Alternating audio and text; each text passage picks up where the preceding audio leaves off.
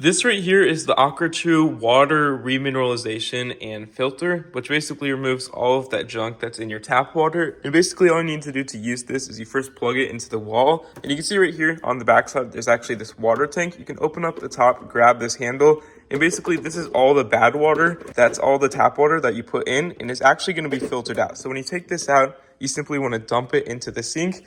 And once you dump it into the sink, you want to fill it up just using normal tap water. It's going to filter it. And once your container is full, you can basically take the handle and then basically carry it back over and put it on the back side so it lines up like this. And you put it in place and it'll automatically start filtering once it locks into place like this. Close this.